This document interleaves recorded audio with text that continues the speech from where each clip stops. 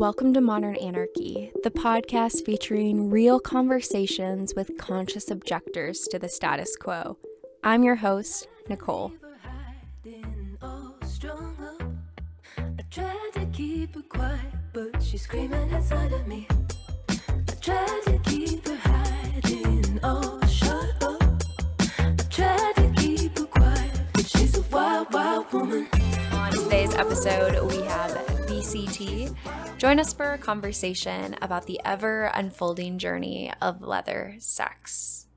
Together we talk about playing with gender, the transcendence of S&M, and exploring hot consent conversations. Y'all, happy Wednesday and welcome to another episode of Modern Anarchy. Y'all are in for a treat with this episode. I feel so thankful that these guests are bringing so much vulnerability about their lives and the pleasure that they're finding in their relationships into this space to share with me and to share with you, dear listener. So I hope you are enjoying these conversations as much as I am. And BCT has this amazing 180 line yes, no, maybes for their leather sex that I've included in the show notes below for you, dear listener, to check out and learn a little bit more about your own interest. And I sincerely hope that all of you will be inspired to maybe try something new with your partners in your sex life. And I also want to give a huge shout out to two new Patreon members, Rafika and Alexander, and all of their friends. I am so thankful for your support of the podcast. Truly, it is your financial support that keeps this educational material free and accessible for all people. So thank you so much for joining the movement and joining the community that we are building on Patreon together.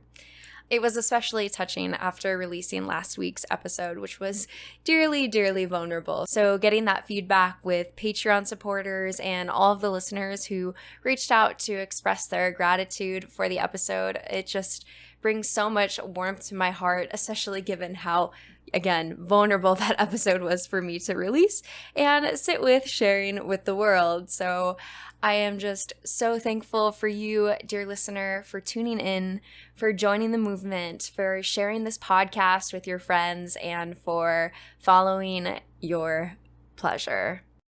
All right, let's tune in to today's episode. So how would you introduce yourself to the listeners? I'm an Australian who lives in New York City, and I'm a leatherdyke and dominant and lifestyle player.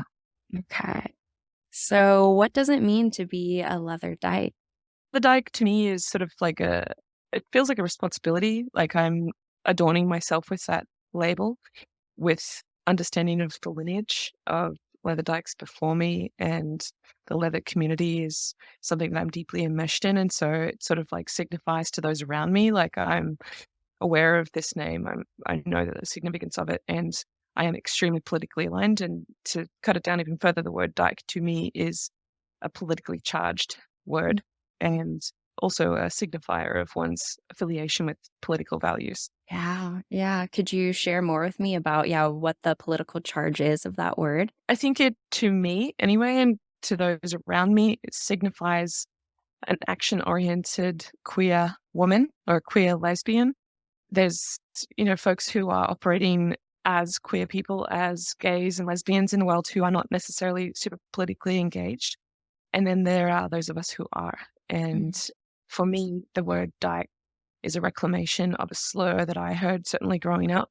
It's a reclamation of an identity that was one that wasn't desirous to me growing up because of the social cues that I got around me. And so by reclaiming that word dyke, it becomes vastly more powerful way to identify myself and position myself in history and in community. Yeah. And you said that the social cues originally growing up around the messages with that word were very negative. I mean, yeah, I grew up in Australia in the 1980s and 1990s.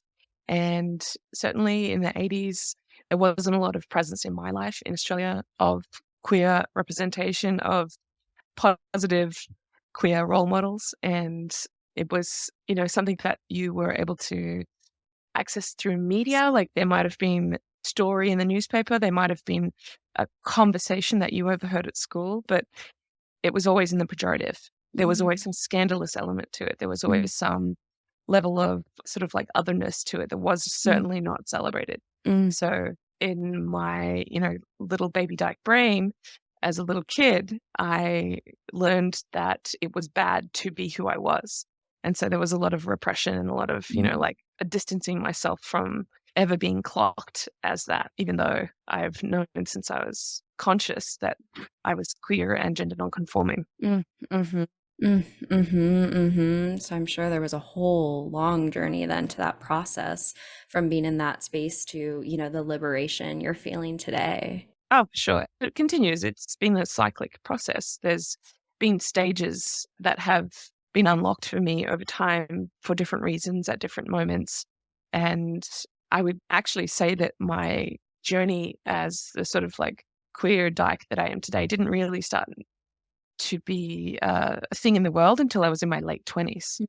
So there was a very long period, even though I had that awareness from the time that I was a very small kid, it really didn't become something that I engaged with and lived out in the world until I was in my late 20s. And I'm sure you felt, such a shift by being able to be public, engaging in it in terms of your sense of self. Oh, absolutely. I mean, one of the reasons why it took me so long was because there were no other people, no people in my high school, no people in my primary school, no people in my young adult community who were queer and out and loud and proud about it. I don't come from a tiny town, but I definitely wasn't in a community where there were like young queer people. And it wasn't until I had some friends of mine sort of like come out to me about their relationship, like 4 years after graduating high school, that I was like, this is something that can exist for me. This is something that I feel suddenly a permission to explore within myself.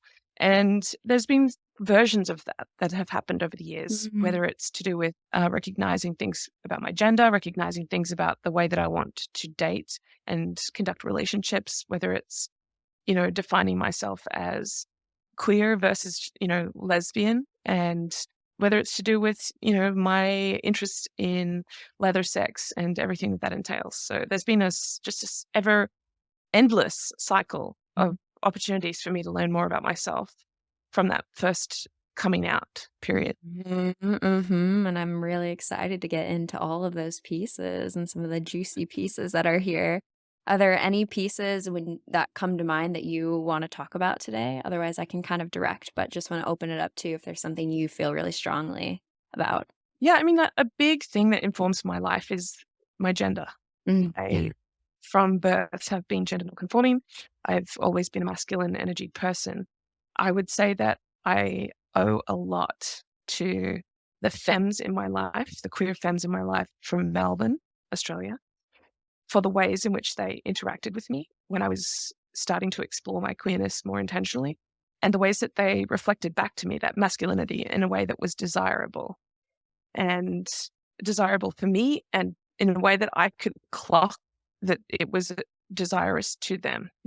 I had, again, messages from childhood that like being this othered kind of gendered person meant that I needed to figure out a way to eventually grow out of that masculinity as I became an adult, to figure out how to be an adult woman, because that was my assigned sex. And it wasn't until I started finding community with other queer people and certainly getting that feedback from the queer femmes in my life in Melbourne that the way that I was fucking great. Yes. The way that I was appealing in our community. And for the first time in my life, quite frankly, I felt that sort of sexual objectification. Like I wasn't a child that sort of went through the experience of being sexualized really young. So I didn't get any of that messaging, even though it's obviously extremely problematic for children to go through that experience.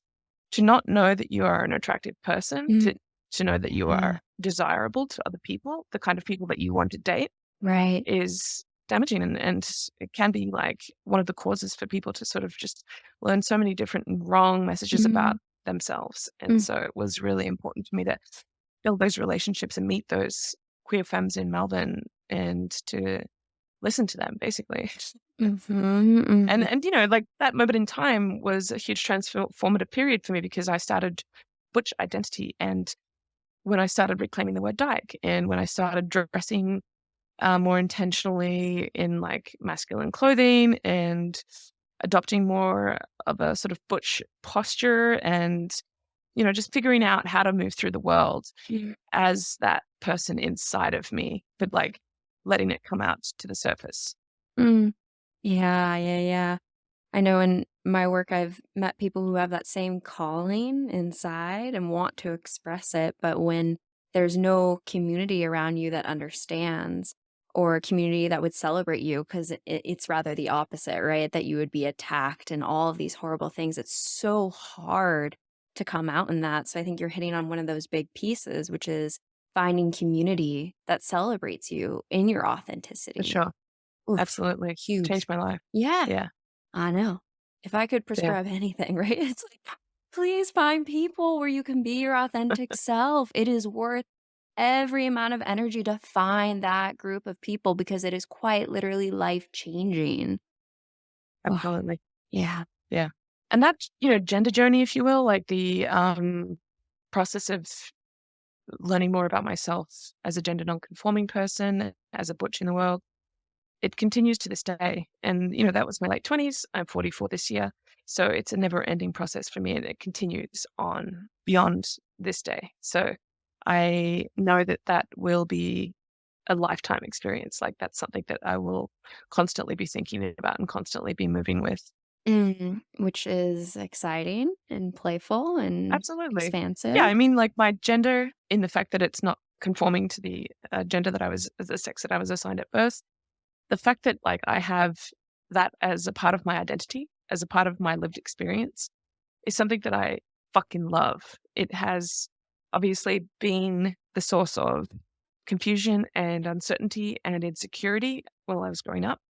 But the moment that I embraced it, the moment that I started figuring it out, the moment that I started integrating it into my life has brought so much joy, so much pleasure, so much power. And, Mhm. as a person that's interested in exploring power dynamics, the ways in which I can wield my gender and my queerness and my butchness in the world in that way is really interesting to me.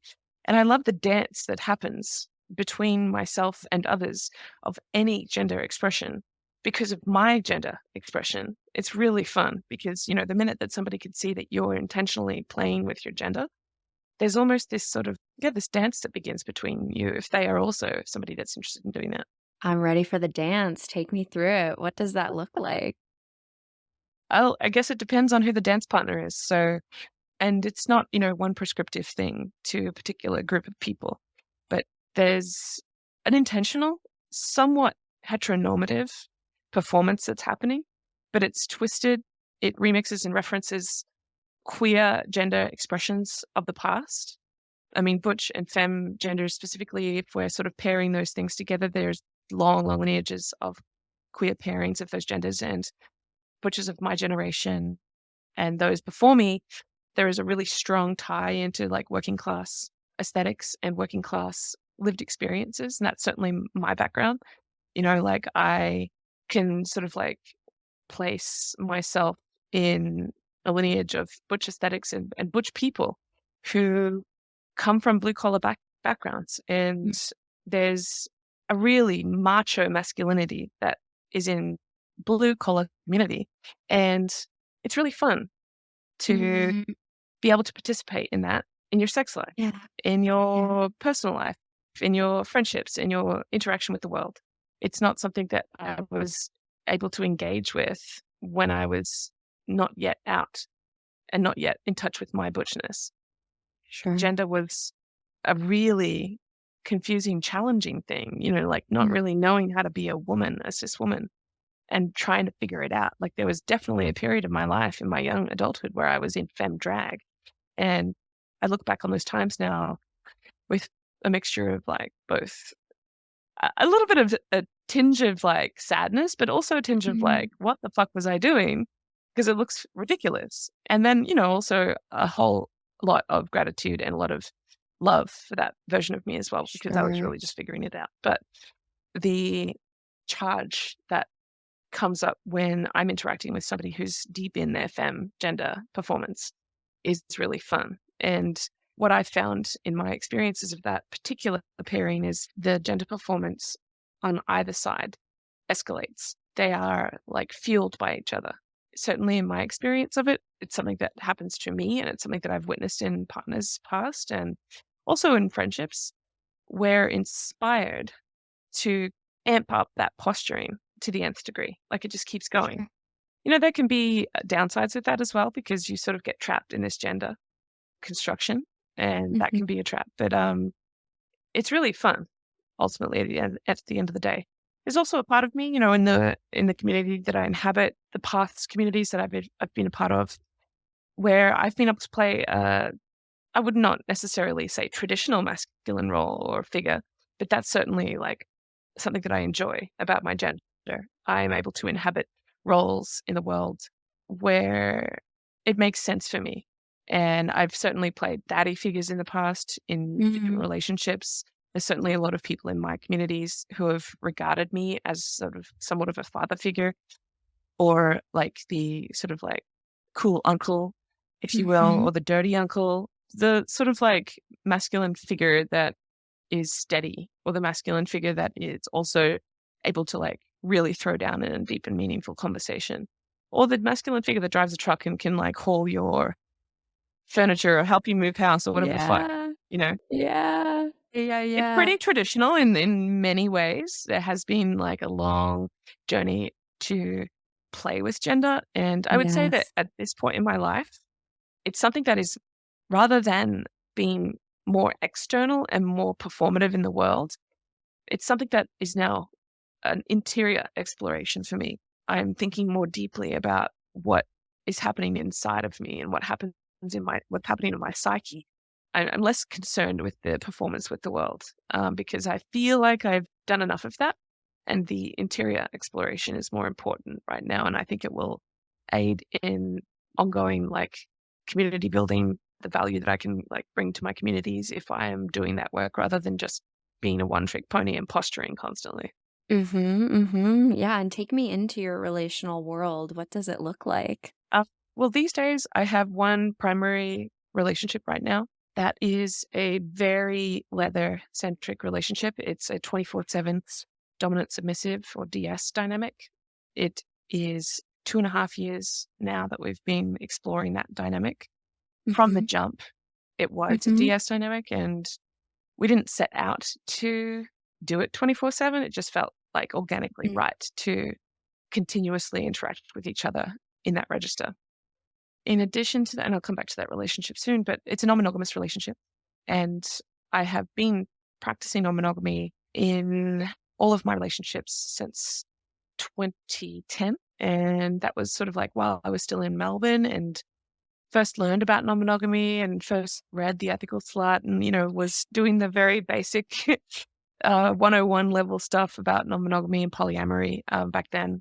At the moment, I also have a number of people in the world who are either ongoing play partners or play partners past, where we would easily pick up again where we left off. Were they and I in the same city, or were either of us in a different relationship construct where it made sense for us to play again? So that's the current setting. I would also say that my relationship network is expansive because of the other partnership that my submissive has, and that we are situated within like a leather family and leather community. We each have our own sort of people that we regard as our closest leather family, and they are different. And then we have a sort of broader sense of like what it means to be in leather community as well. And those people are also quite close to us. I'm excited to unpack all of this. There's so much expansion here, right? I'm wanna slow down not too much, but just enough because we've talked about kink and non-monogamy on the show a lot, but I don't think we've ever really slowed down to talk about leather Mm, and a little bit more in the lineage and what it means to be in a leather family. Could you provide a little bit of context to someone who might not understand fully what that means? absolutely. I will say that there are different uses of the term leather family, and I want to make reference to the fact that there is huge sea of leather clubs and leather organizations across the world. And I most recently was in space with a lot of people from those leather clubs and organizations and leather families at the International Miss Leather Convention in New Jersey in April 2023. Within the traditional like leather community and the leather scene, one might be part of one of those clubs.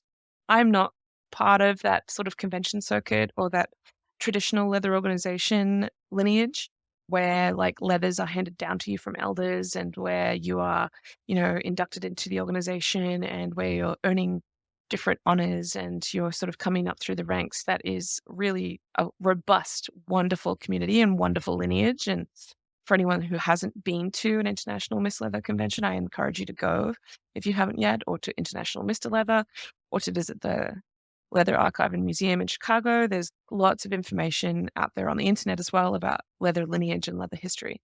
So with that said, my leather community and leather family is more informal.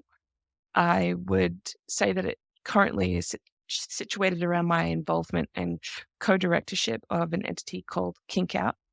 And Kink Out is arts and activism collective founded by a leather person named Yin Q and currently helmed by like there's 5 of us on the core team and a huge community of contributors and collaborators. And Kink Out is by and for queer leather people. And we host events and fundraisers and panels and rallies and screenings and retreats and all kinds of different spaces to bring queer leather people together, to celebrate queer leather culture, and also to cultivate awareness and raise funds for sex worker rights organizations. So we are a collective that is a hybrid of lifestyle and professional BDSM practitioners. And there is a very strong link between the BDSM community and the commercial BDSM community. And the people that are, practitioners in that world are also often in the lifestyle BDSM community. So we sort of take it as a responsibility as community to make sure that we are leveraging the collective power that we have to support the sex worker rights movement and to bring as many people as possible with us into that movement. And so that is a core mission for Kink Out. It is to really continuously partner with different sex worker rights organizations and advocacy groups and to keep building awareness and knowledge and raising funds for those organizations. So Hell yeah. my leather family, my leather family is really centered around or sort of like springs forth from that organization. As I said, it's a loose construction. It's an informal leather family, but they're all people who are deeply enmeshed in BDSM one way or another, where they have either just a lifestyle involvement in BDSM or a hybrid lifestyle and commercial involvement in BDSM. And there are things that we do in terms of public facing stuff through Kink Out. And then there are things that we do private setting in a private domain that are more sort of like intimate affairs or like things that are closer to home. I do want to also name that there are people who are outside of Kink Out who are also my leather family. And it's those people that sort of brought me up at different points along the road.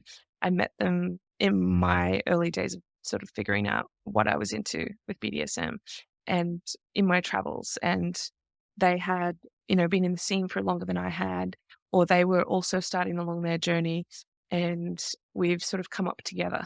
And they would be people that are like more of my like age group and like cohort in terms of queerness and leather identities and all that kind of stuff. So I want to name that those people exist in my life as well.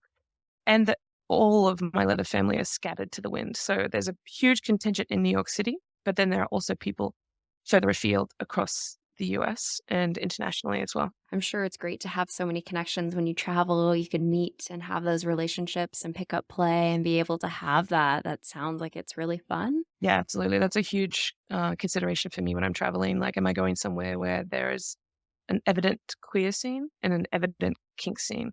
And who can I reach out to who knows somebody in this city so that I can start building networks and building connections with local kinky queers? And that's a really fun experience. There's been a lot of opportunity to build queer kinky community all over the world. And I can't wait to keep going and to see how that keeps unfolding over the years. Right? For the rest of your life. Like, Yeah. what a joyous journey that is to continually unfold and explore and figure out parts of ourselves in this process of play, right? And like you said, the community was really helpful at the beginning when you were first figuring out what you were into in BDSM. I feel like that can be a journey in and of itself, right? Trying to unpack what it is that you do like and don't like, and then having the space to talk about it. Yeah. Be curious what that was like for you. Yeah, I mean, my journey into BDSM started in 2011, pretty much a month after I arrived in New York City. I was out at a queer bar in Brooklyn, New York, and met a stranger who was there with one of my new friends. And I asked her how they were in each other's lives. And she kind of looked me up and down. And she's like, "We met at a sex party." And I was like, "Tell me more." Having Yes. just come from Melbourne, where I had started to hear one particular friend talk about BDSM and talk about going to a dungeon there. And I'd watched the movie Short Bus, and it fascinated me. And there was this sort of like building curiosity at that point in my life. And so the minute that I hit the ground and I met this person, and she literally named that she had gone to a sex party and she'd met this person, I wanted to know more. By asking that question and having her answer it that way, that I'm here today.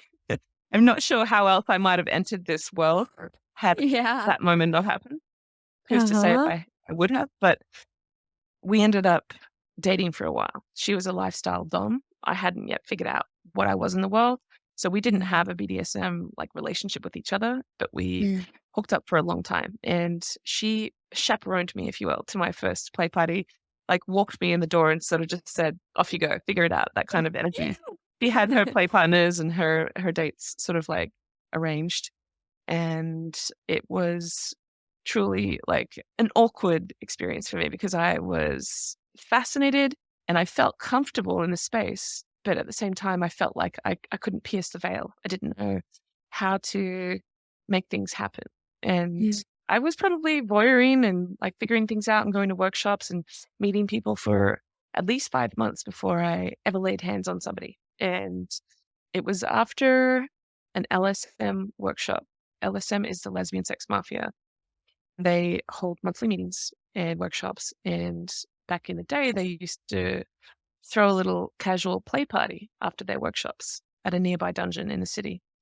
And so I went along to that dungeon after the workshop, and someone invited me to co-top somebody with them in like a spanking scene. It was pretty innocuous looking back, but at the time, it was my entry point. It was my like threshold crossing moment of like, I'm in. Like I'm now gonna like throw down. I'm gonna do something. And Yeah. I mean, talk about threshold moments and talk about moments of transformation. That information that came to me in that session of like pleasure and power and joy and the thrill and the heat and the lust, everything that came through in that, like, I'm sure what I would consider to be these days like something that was quite tame, Sure. was like a lightning bolt. Mm. And so that was the starting point of the journey that I've been on for 12 years now, I guess.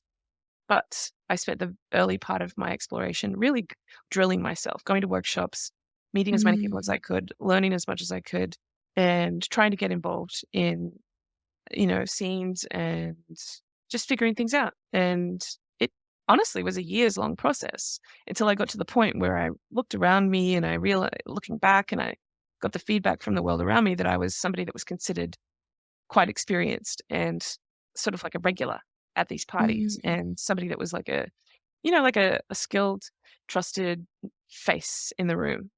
And so that was, an important moment where you realize, okay, you're no longer you're constantly the student and you're constantly graduating from past levels where you're Right. operating. So, like that first moment of feeling like, okay, I have something to offer now as well was really important. And that process, again, it's constant, it's ever evolving. It's something that will happen for the rest of my life. I'm constantly learning new skills. Yes, yes, yes, yes. And coming back to that first moment of that impact scene, I'm just curious, what was going through your head? Yeah.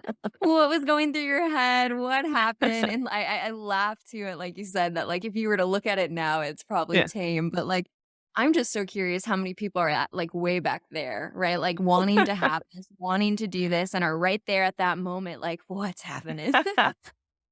First of all, I want to thank the person that invited me into that scene. They were also the Yeah. person that brought that first babe to that party who I asked the question Yeah. of. So they were a Great. really important figure in my kink journey back then. I love it. And the scene was quite literally myself and them, and we were co-topping the bottom, and it was a spanking scene. The bottom was like, I'm sure, bent over and restrained against some kind of apparatus. And Mhm. the dungeon was a dedicated dungeon, so it was a dark space. There was brick walls, concrete floors. You know, the atmosphere was really helpful.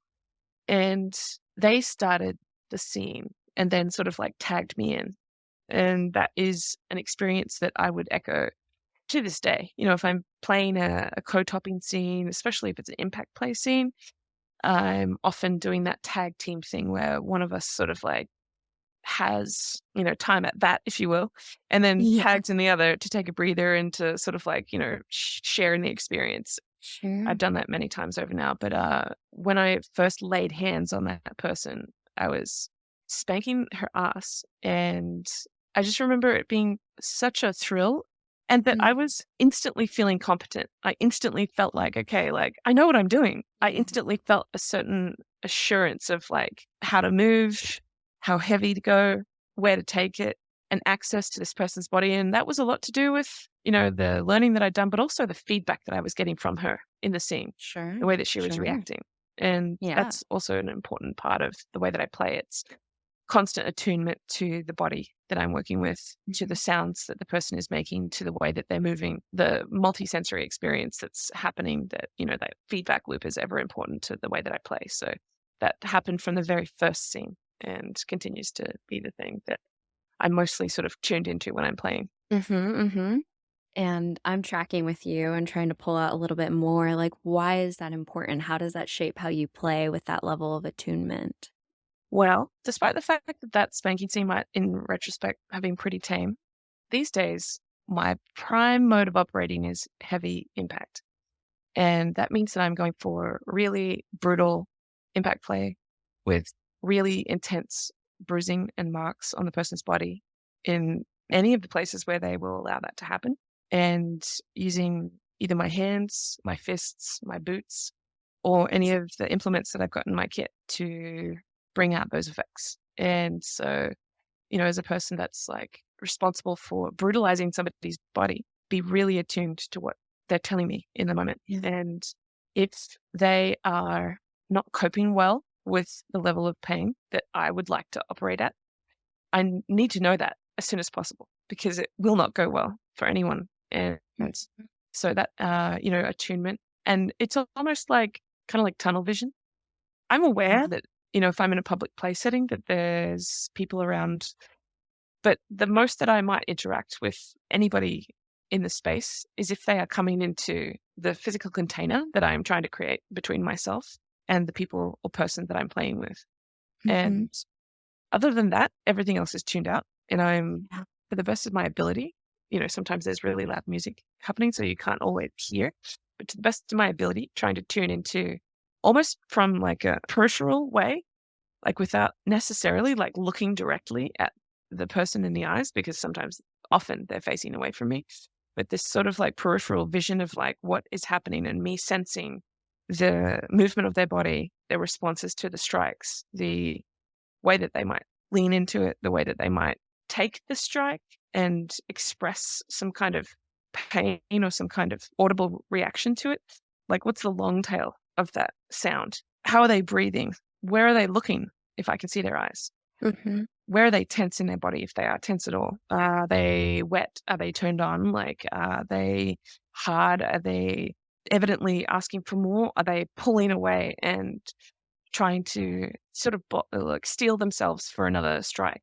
You know, where are they? And there's a lot of information that you can get, even if you aren't able to hear because of the music that's visual, and it's body cues, and it's like your instincts as well. I mean, literally, it's an ever evolving process. I'm learning constantly about feedback that different bodies are going to give me and different people are going to give me. And you might play with a person in a one-on-one scene and beat the shit out of them.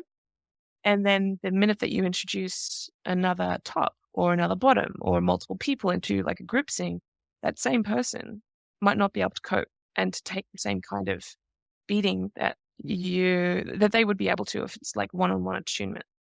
So there's like different ways that you need to attune depending on the circumstances, depending on the senses that are available to you, and depending on the like level of your relationship to that person, how well you know each other.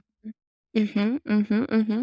And call me a hopeless romantic, but I find that level of attunement, that level of presence, so deeply intimate and romantic. Yeah, I mean, I agree. Something that I'm usually doing at the beginning of my scenes, because I'm about to get really brutal with somebody's body. If they're playing with me, that's more than likely going to happen. But as a starting point, I'm often massaging their flesh, if you will. I Yeah. am connecting with their body. I am releasing some of the tension that I'll find, and I'm through that process letting them know that I'm interested in really physically connecting with their body by touching them gently, by touching them with like a firm hand, and that I'm interested in their pleasure. I'm interested in working with them to create pleasure in the container that we built together. And it offers a moment for me to feel the heat on their skin or lack thereof. It offers me a moment to like understand like how juicy is their ass, or like how fleshy are their thighs, or like how much of their chest can I grab? Where on their body might be an interesting place to strike? Where are they less likely to, like be strikeable, that kind of thing. So starting my scenes by connecting with their flesh in a less brutal way creates an intimacy between myself and that person. And I've found that it sets a tone and it allows for more intimacy to grow throughout the scene, as opposed to starting cold and like just like having somebody, if you will, propped against a wall and starting to fucking flog them or spank them or whatever, where you don't really have that skin to skin contact yet. If I'm striking somebody, initially, I'm usually starting with my hands as well. And I think that that's a really important part of my ritual process, that they can feel my desire through my actual hands as opposed to a toy. I'll move to using toys if it makes sense for me, and it often does throughout the scene. But again, building intimacy and building a container where that person can hopefully give themselves to me is paramount. And so I want to feel their flesh. I want them to know like the force that I'm going to be using. I want to feel like with my fingertips how they're reacting to these strikes, because it's not always possible to feel all of that information if you're using a flogger or a paddle or a whip or a cane or name your toy. And so that kind of information is, again, really important. And I'm also giving them information with all of this touch about my intentions and my desires. So it's all super important to building that intimacy. Yeah, yeah. And the writers of The Ethical Slut also wrote this other book called Radical Ecstasy. Have you heard of I it? haven't read it, no.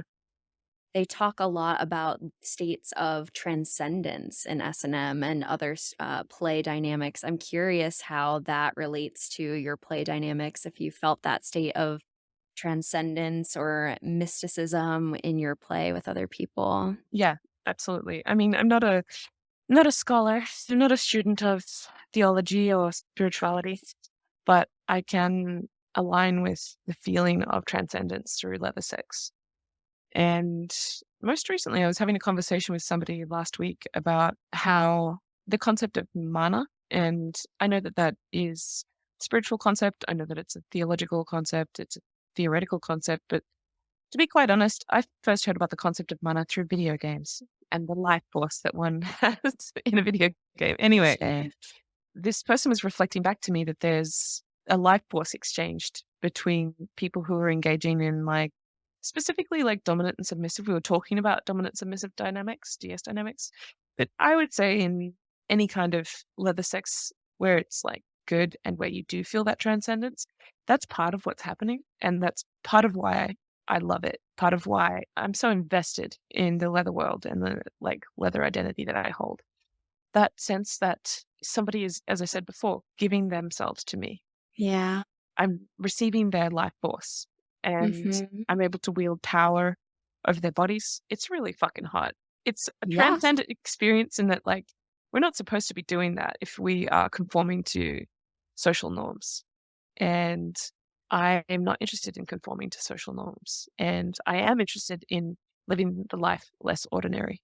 That have been my motto for as long as I can remember. And I might forever be, if you will, chasing the dragon of that transcendent moment where we cross over from being two humans into being some archetype, into being not trapped, but like alone in a container, or we are enthralled in a role play, or we are constructing and building a world or a system literally in the real world that just sort of circumnavigates the real world. And so all of that from the, like physical interaction, skin to skin in a scene, and the transcendence that can come from somebody giving their flesh to me, to the way in which like I'm emotionally and psychologically fulfilled and stimulated through humiliation scenes. Like if I'm able to like use knowledge against somebody, if they're giving me information about themselves, if I'm turning them into something else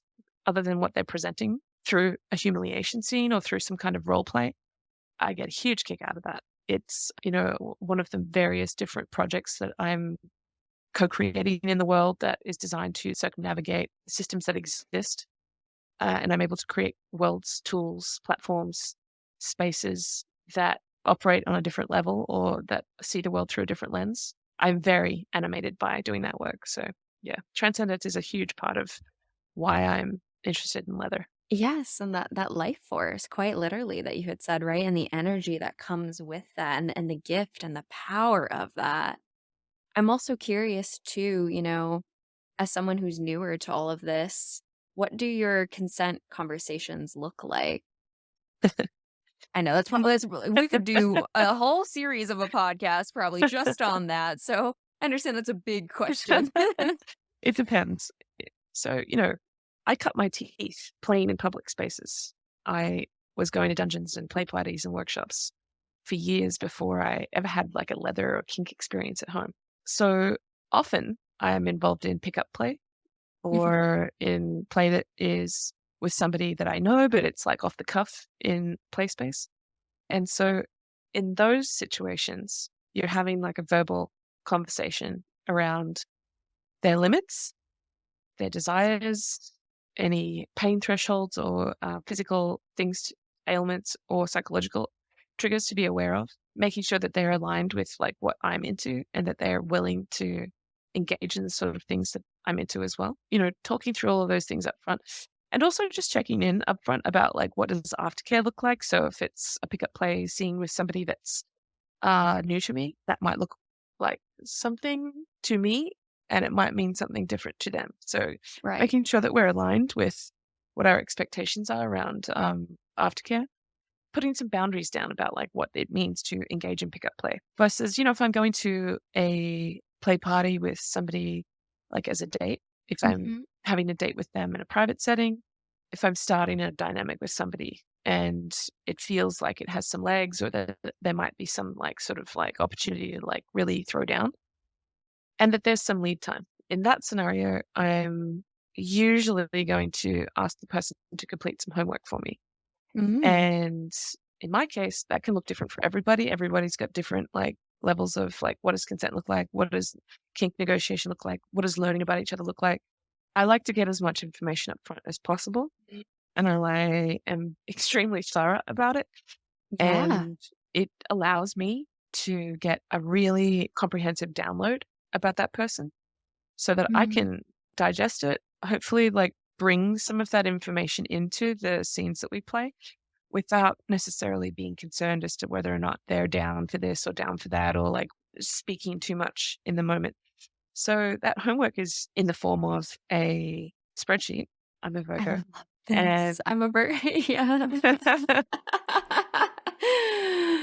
it has several like long form questions like, like what is your gender identity? What are your pronouns? What are the names that you prefer to be referred to in play settings? What are the words that you use to refer to your genitals? And do you have any limits around all of that sort of terminology stuff to what are some of the physical or psychological like triggers, elements, information that I should be aware of as we get to play with each other. Like that's like you have a bad knee and you can't, be put on your Mhm. knees, to like the smell of oil could like trigger something, or Right. the sound of, I don't know, birds chirping could like Yeah. set somebody else off. So Never know. it could be anything. And so I just want to Yeah. know where somebody else is in relation to their kink journey. Also, Yeah. like, what does non-monogamy look like for them? If Totally. they have partners, if they have fluid bonding boundaries, all of that kind of information. And then Mhm.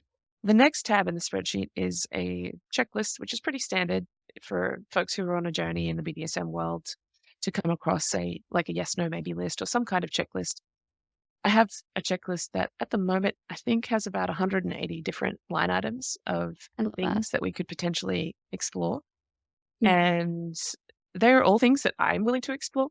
And so I'm curious to see like where our desires match and where our desires line up. Sure.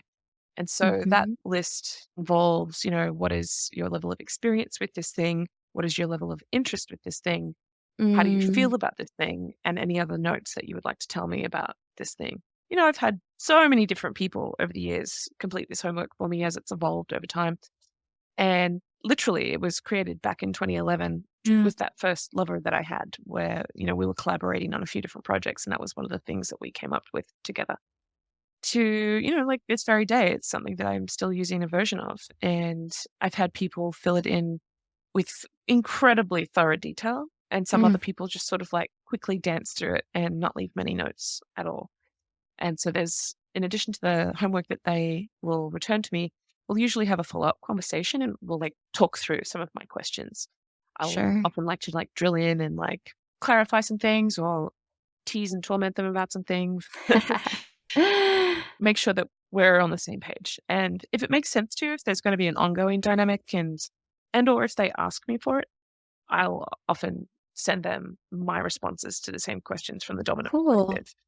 And I decided to do that, I don't know, about 6 years ago now, because I felt like it was time for me to insert myself and my needs into the Mhm. conversation so That that, makes like, sense. moving forward, I was seen as Yeah. a real human who was coming into this experience, not just a dumb object who was going to dish out some experience for that purpose. Right. Right. And so it felt really important to bring in my own desires, my own needs, my own things about my life and about myself, about my body and my desires, like to really lay them out for the people that I'm like curious in, like a more ongoing thing with. And also not just those people, but like if somebody asks for it, regardless of like my intentions, as far as I'm concerned, fair that they like get that information if they like a desirous to see my responses as well. Right. Yeah. And just like, the sub will have triggers and various edge points. Like, the dom, the top will have various edge points as well. And so being able to come in then as not an object, but as a full human who is equally co exploring at the same time, always and forever, right? Until the day we die, Yep. and being able to have that Yep. sort of conversation. And yeah, that spreadsheet sounds amazing. I would love to see it Yep. just to like get my eyes on it and see what's Also, on there. I'm sure. like it can be incredibly hot to read that information about each other. So if I'm like starting a new relationship, I've had enough experiences now to know that like it is super hot to have those conversations, to read that stuff about each other, to like get that information. And it's part of my ritual that feels really pleasurable to me. And, people have access to those files for as long as they want to access them. They can update those files. My current submissive updates her file at least once a year to sort of like see where she is in space and time. So, yeah, it can be fun. And it's something that I just have a whole bunch of these files now in my filing system. I am curious about, without any identifying information being included, what data could I draw out of these files over time? Yeah. Like statistical data. I have never done that, but I think it would be a fun project for my submissive at some point down the line, like a data viz project to like, Oh, yeah. to celebrate some kind of milestone, or if we're publishing a book together or something like that down the line to draw out some data from these Oh, homework yeah. books. Yes, and whoever owns that, like, BDSM quiz, I'm like, "Where's the data on that?" I mean, people use that stuff all the time. I'm like, "I wanna see that data and the progression of it," like you Yeah. said, right? Like, filling it out every 6 months to a year and seeing how things change over the time. I feel this strong desire to, like, highlight, underline, and underscore, like, that conversation is hot Yeah. and sexy, Yeah, right? really. Yeah, absolutely. I agree. This is what works for me. This ritual Yeah. feels pleasurable to me. And I've had enough feedback now over the years to know that it's a really useful, valuable experience for the people who are completing this homework. It draws out answers to questions that people have never answered before. Oh, And it prompts many of the respondees to think about and to Google activities that they've never heard of before. yeah. And so I'll hear that a lot. Like there'll be at least one or two line items in the list every time where somebody's not quite sure about what the thing is and they need to clarify. And based upon the answers that I get, there's a lot of bringing up fantasies from the past or getting to talk about something that they've experienced in the past for the first time ever, Yeah. or getting to name that something is boundary with me and or a limit with me, whereas it's not with another partner that they have. And like, I'm human in this journey. There have been relationships past where, in my journey through non-monogamy, I've been like kind of indignant if somebody had a particular act Mm, that they were not able to do with me because it was a limit that they had set with their other partner or yeah. partners. And you know what? It is what it is. But from having so many versions of this homework returned to me over the years, and also detailing the boundaries that I have in my life as well, I now value that information so much. It's super useful to like understand if, somebody is desirous of doing something, but they have a boundary around it. I can play with that. Like I'm not going to break their boundaries or move beyond consent in that way, but I can fuck with them if I know that they're Mm, desirous of doing the thing and toy with them around it or tease them about the thing. And there's like a way that you can take that, that thing that used to feel like you were being withheld or like, someone wasn't giving themselves to you fully and just like play with it. Even if somebody has like stuff that you would like to do with them, but they aren't really ready for, they aren't sure about, or that they might want to return to later. It's all fodder.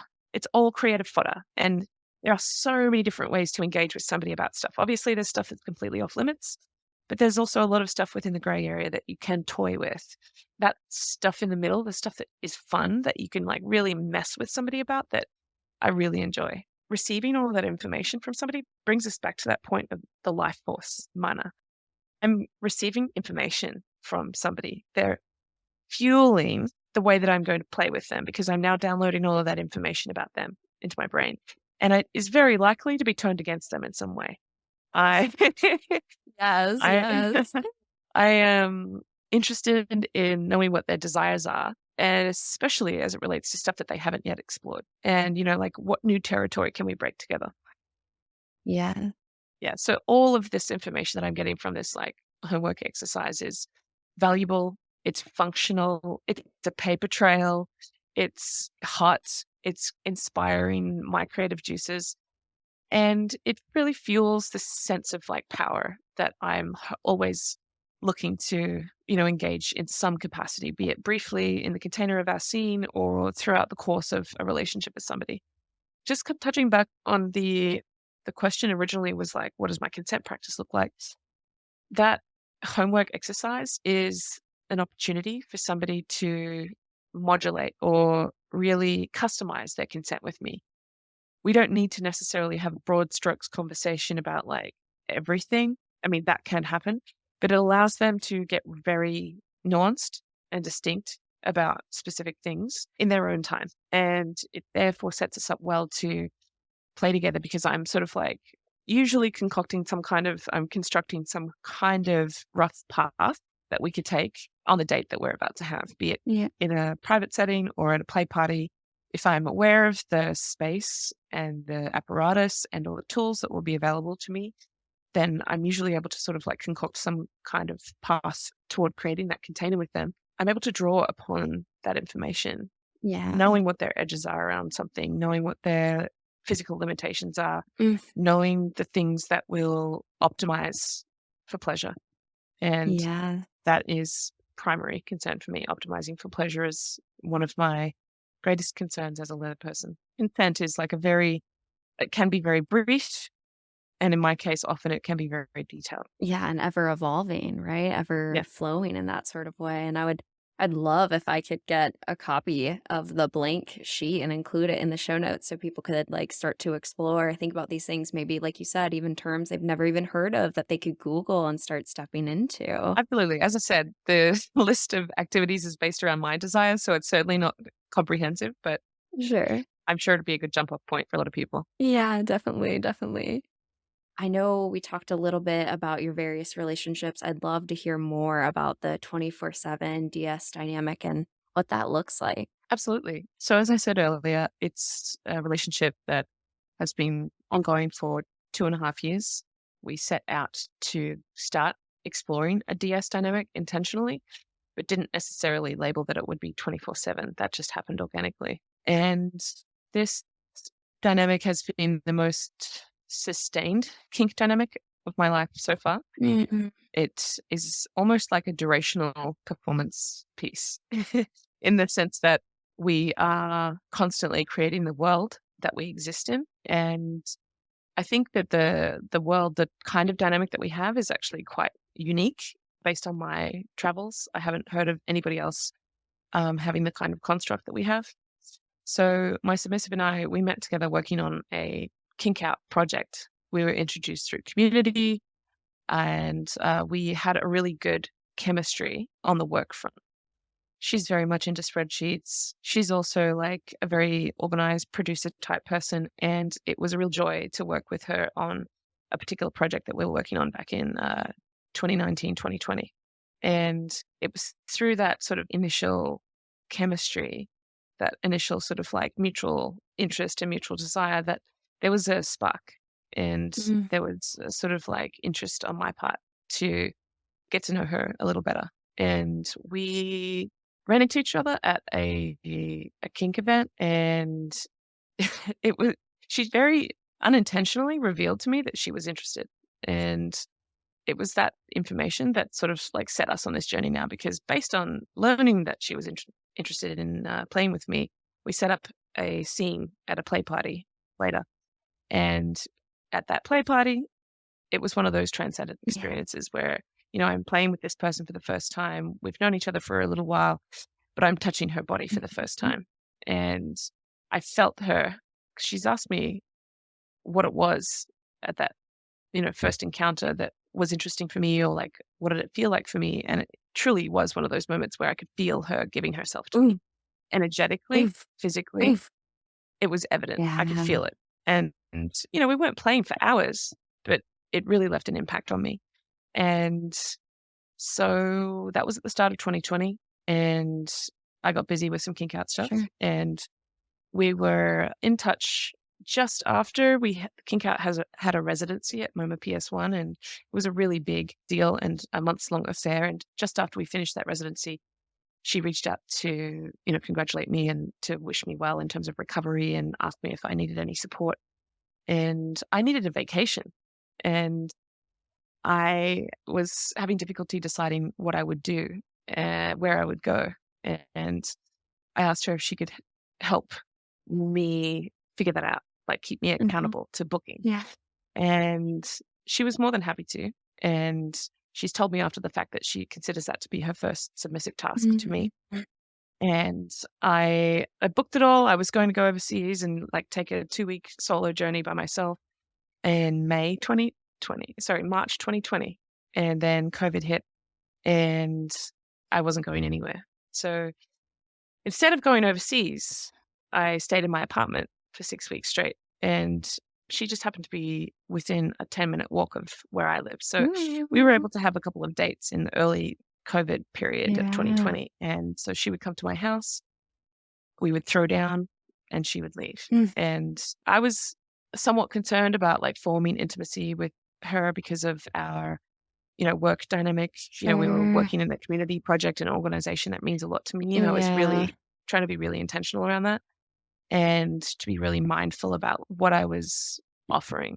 And she was also in a relationship for a long time Mhm. and she was figuring out they had been non-monogamous for a while and she was still figuring out how non-monogamy functioned. And so there was a lot of negotiation and, because of the concerns of COVID, we had to literally negotiate how and when we Right. would meet and set it up intentionally so that everyone felt safe. Yeah, of course. And it was also an opportunity to incentivize her because she is a grad school student. She was going through a period of time in her grad school work where she had to read a lot. She was going through a really in-depth literature review, and it was pretty monotonous, and she was finding it difficult to concentrate because the world was on fire with the start of Sure. COVID.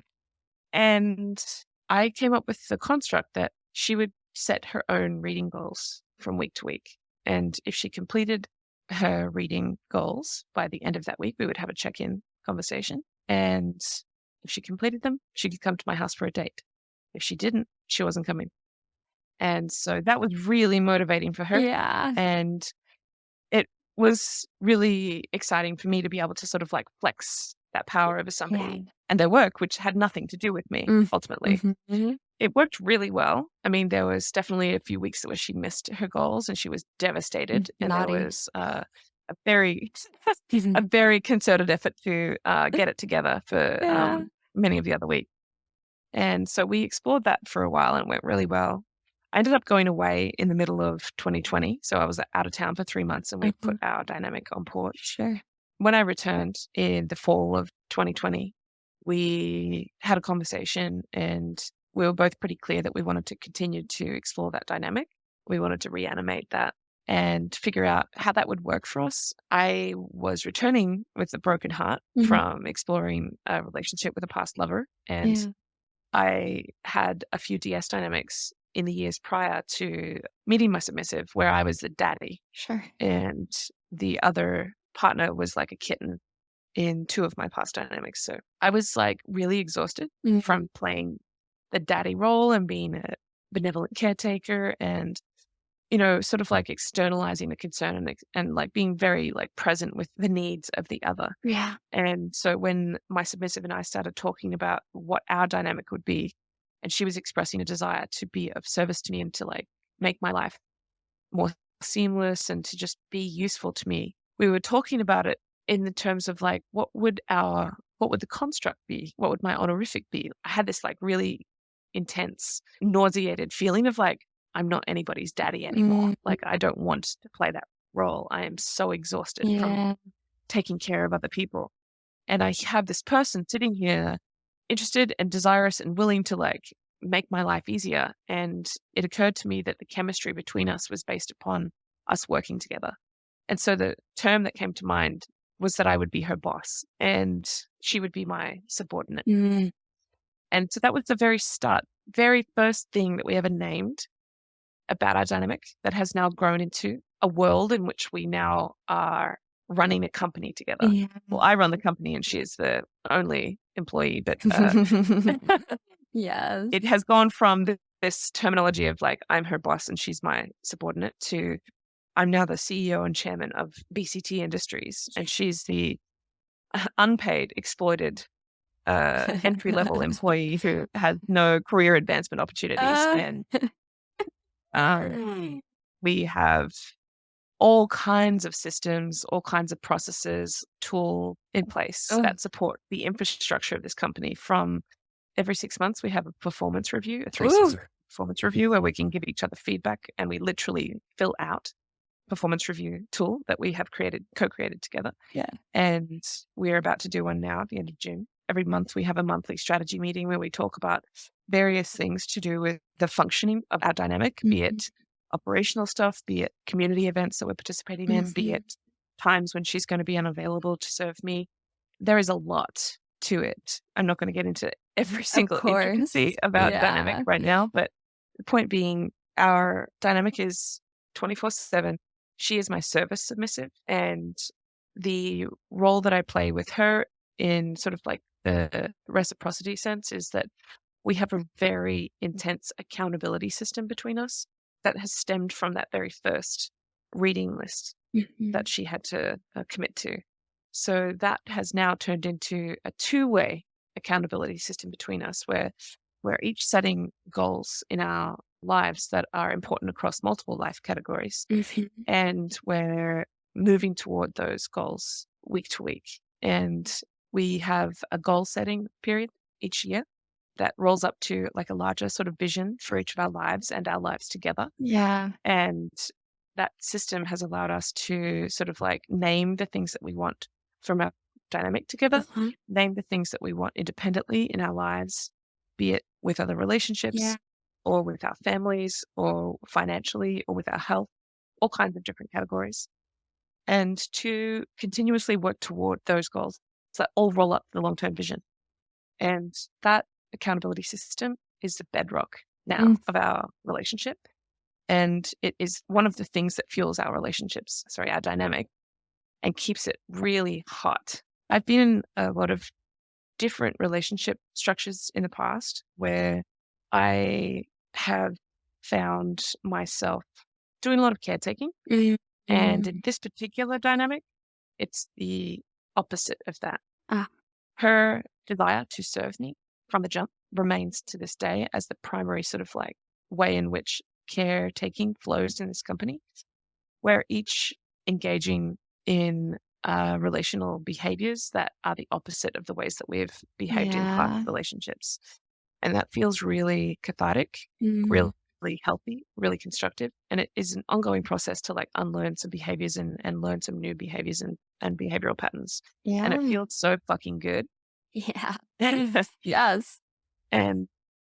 by her expression of being desirous of serving me and me having nothing in the tank back then, Yeah. it set us up well for where we are today, because that moment in time sort of like was an opportunity for me to learn what it meant to keep somebody at arm's length, to not rush in and sort of spoil somebody with my attention, or like to love bomb somebody, Sure. to keep the ways in which I've let romance and or intimacy cloud out what's really happening within the like structural dynamic of a relationship. Mhm. Because intimacy came later between the two of us, I was able to see clearly what was happening in terms of articulating my needs. Were they getting met? Was she articulating her needs? What was going on between us? Like, Mm. how was this dynamic functioning? And that clarity of vision remains to this day. I'm Mm. able to like really understand clearly, like whether or not she's upholding her end of our relationship bargain, if you will, and whether or not I am upholding my end of our relationship bargain.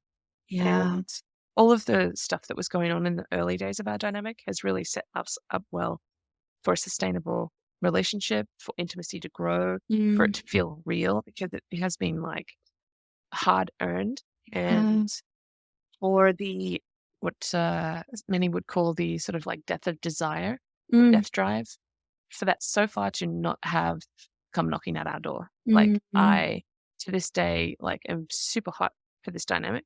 I'm constantly invigorated by this dynamic. I feel heat and desire for my submissive all the time, and I know that that's the case for her as well. And I'm really just honestly fucking stoked that I've managed to integrate a lot of the learnings that I've had over the years, both in terms of technical skill on the kink side of things, but also relational skill and Yes. relational like maturity, but also like self knowledge Mm. and like surfacing some of my behavioral shit and my, behavioral patterns, and being able to sort of like steer out of those in many ways and or work through them in this dynamic as well. And the combination of things that, that happens between the two of us is fucking glorious. Oh. And it has to be said that we also have extremely good physical chemistry as it relates to BDSM. She is deep, deep masochist. And that generally means that we are going to be able to play really heavily Uh-huh. and both revel in the result of that heavy play after Ooh. the fact. Yeah. Yeah.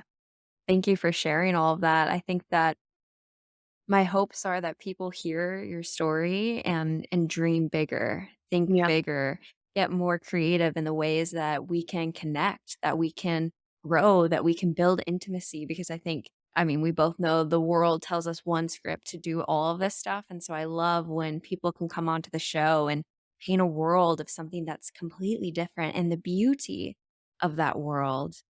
And I'm Mm. curious if someone's listening to this that's resonating with everything you said and going back to that you before you had even had that first impact scene. Is there Mhm. anything you'd want to say to them?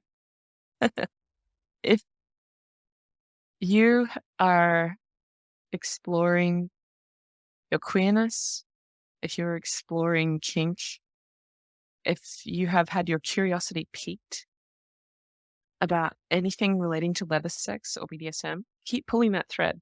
Find out where the events are happening in your city. Sometimes that's on FetLife. If you're in a major city, often it's on social media.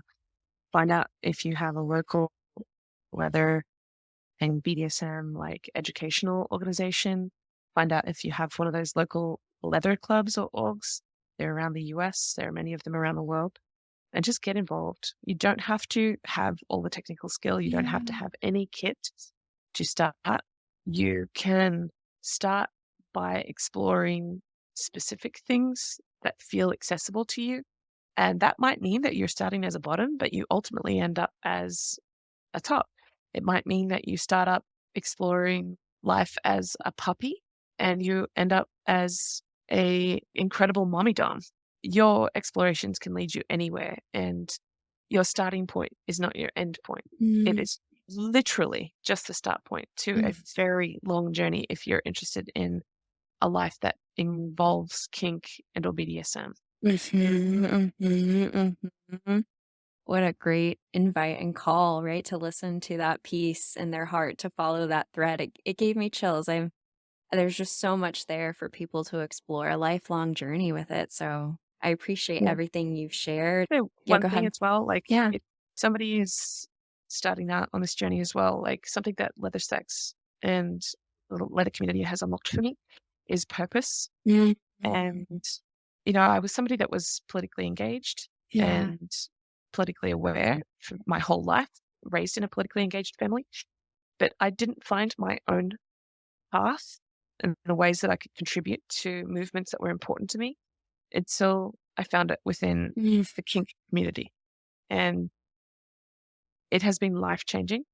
And that is to say that there's like many opportunities for you to get involved and to find purpose, but it also can mean that you are living a lifestyle that isn't normative, that isn't conformist, that is self-created. And in many ways, that can have a downstream effect to the rest of your life. And you might unlock things like if you're engaging in leather sex without, too much skill or experience, it might unlock some other stuff for you that, tells you, oh, well, I'm doing this thing over here in the bedroom or in the dungeon, as it were, that humans aren't really supposed to be doing with their bodies with each other, but this is super hot and all of these people are obviously really here for this and like it's really permitted and acceptable here.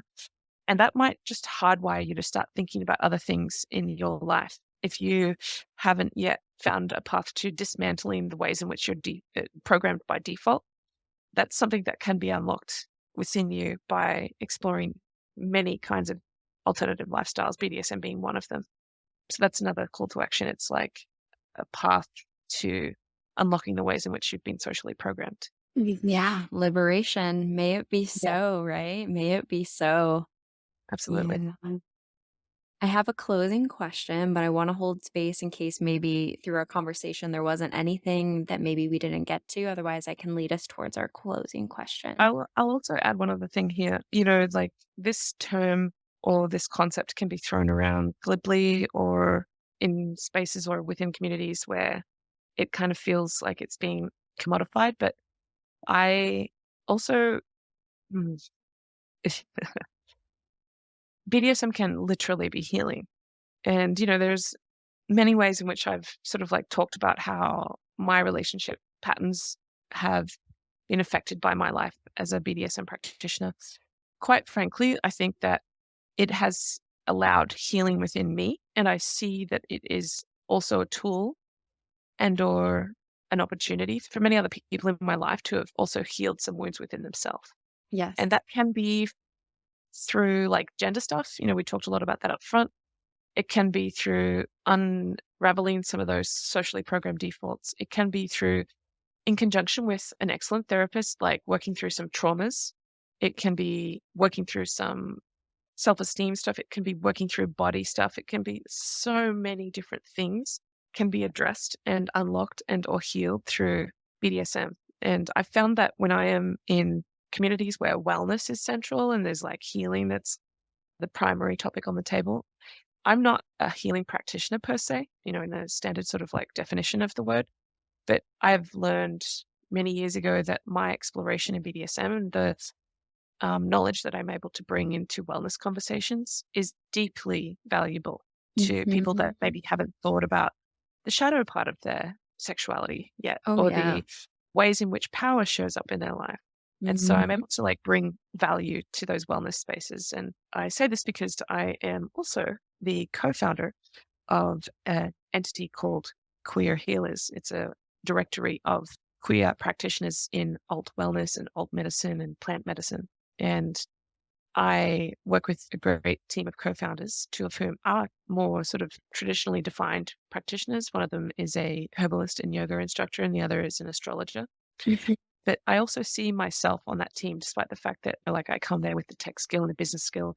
Part of my contribution to our team is this knowledge and this intuition and this experience as a BDSM practitioner, and the experience of like doing the community building work and the sex worker rights movement work that I've been doing for years now in that realm of my life.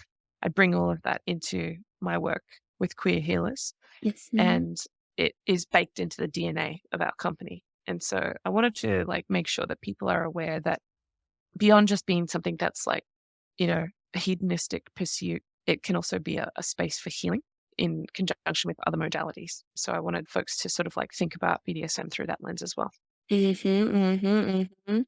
Yes, as a doctoral student in clinical psych, you know why I'm here. Maybe my colleagues don't, and maybe my professors really don't, but you know why I'm here having this conversation. Absolutely. Yeah. Yeah. It was such a pleasure. I'll guide us towards that closing question, Yeah, go for it. which is, what is one thing that you wish other people knew was more normal? I know. We are all engaging in power dynamics every second of every day of our lives, whether we know it or not. Oh, yeah. Some of us are engaging with some of those power dynamics intentionally for sex reasons. And for, many of us, we're engaging in power dynamics unconsciously with the state, with our ancestors, with our peers, with our families. There are so many different apparatus and structures in which we are engaging in power exchange. And I invite people to start thinking about the ways in which, they are able to gain power, the ways in which they are surrendering power, the ways in which they're able to play with power and to think more intentionally about it. Yes, it's everywhere. And I think the unconsciousness of it is where some of the harm can come from it, right? When people aren't aware of it. And so if more people could become aware of how power is inherent in everything and being Yeah. able to see that, I think then comes the play with it and the ability to understand how we can harness that for healing and for change and for a larger systemic, political change. I think there's so much in that, for me at least. Yeah, it's really fun to fuck with power as well. Oh, yeah. It's my favorite. It was such a pleasure. Where would you want to plug so that listeners who are connecting with you can find you and your work and the various organizations that you are running? Yeah, absolutely. If you want to follow me on Instagram, my handle is Bridget CT, BridgetCT. And Kink Out is Kink Out Events, and Queer Healers is Queer Healers. You can find all of those on Instagram. Yeah. Thank you for sharing your world with us today. Happy to. Thanks for inviting me to chat. If you enjoyed today's episode, then leave us a 5-star review wherever you listen to your podcast. And head on over to modernanarchypodcast.com to get resources and learn more about all the things we talked about on today's episode. I want to thank you for tuning in, and I will see you all next week.